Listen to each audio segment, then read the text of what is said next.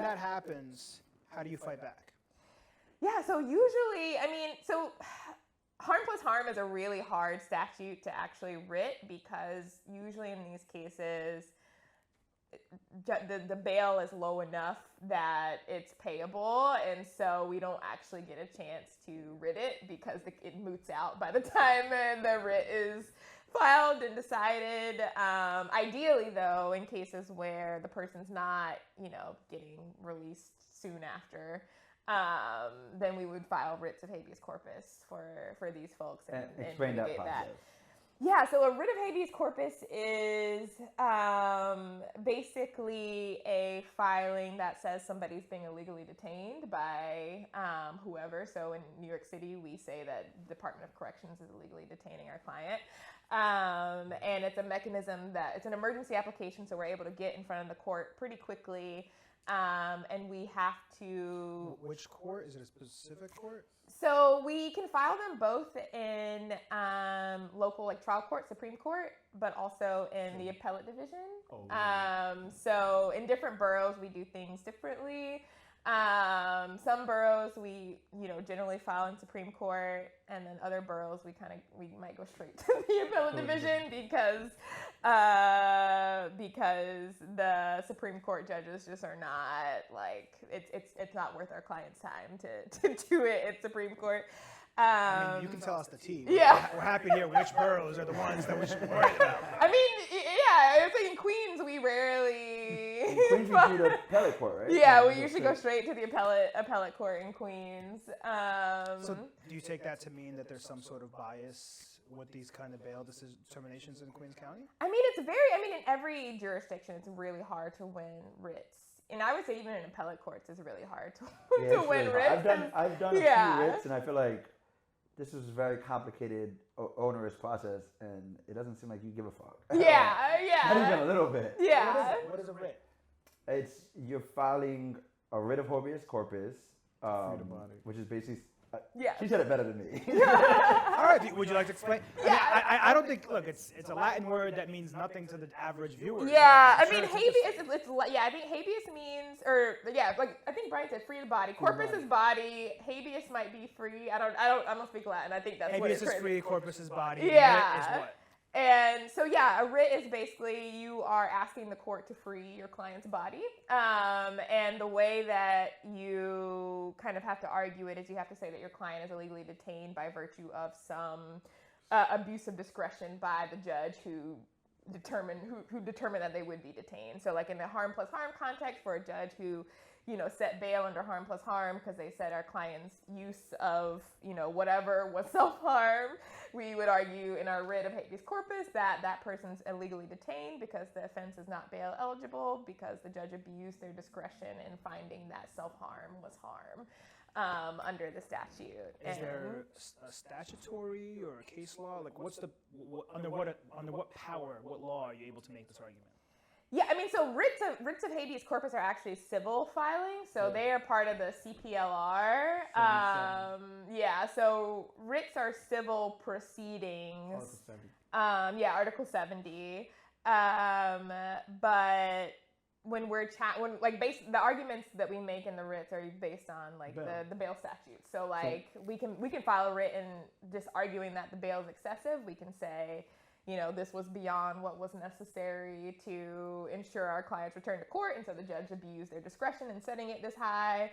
And for those arguments, we rely on the bail statute that says the purpose of bail is to ensure return to court, and it can't be more than necessary. If we're challenging if we're saying a judge didn't follow a particular part of the statute, like harm plus harm, or if it was one of the modification statutes where the law says the judge has to have a hearing before revoking our client's bail and the judge refused to hold the hearing, we would rely on, that part of the bail statute saying the law says they have to hold a hearing and it was an abuse of discretion not to.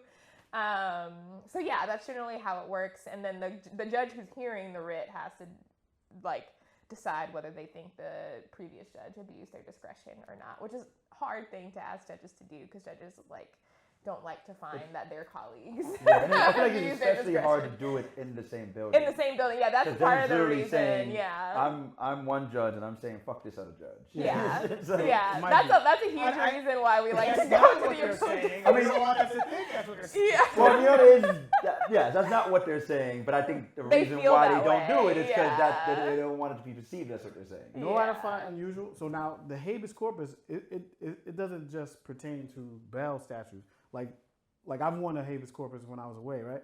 I did remember when they were sentencing people, when they started post-release supervision, in some instances the judges, they were just saying you have a flat 5, but they failed to give them the post-release supervision.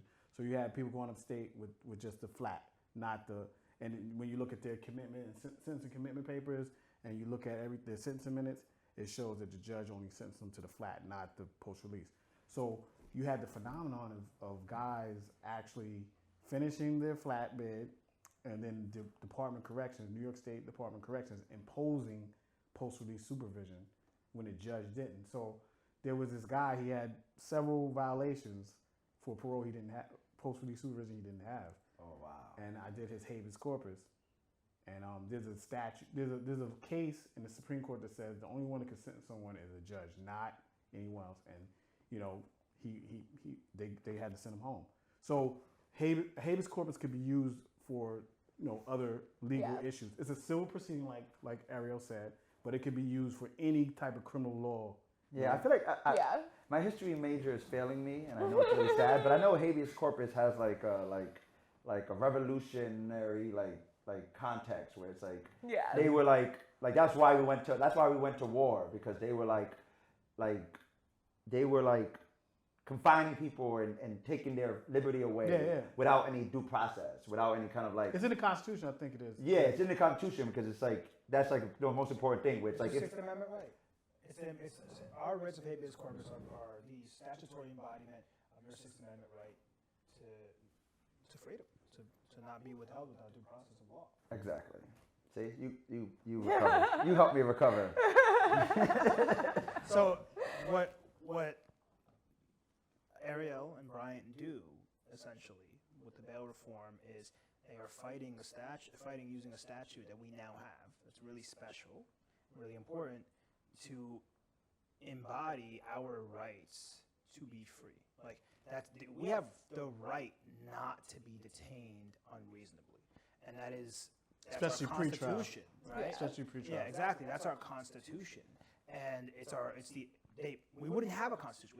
We wouldn't have a nation if the founding fathers didn't agree to the Sixth Amendment as part of the Bill of Rights. Mm-hmm. And the 14th Amendment made this particular amendment embodied within our states' rights, and it is something that is embodied within our Constitution in New York State, as well as within this new law and within Article 70, right? Mm-hmm. And so what they're doing is they're upholding the truest aspect of our civil rights, which is really special.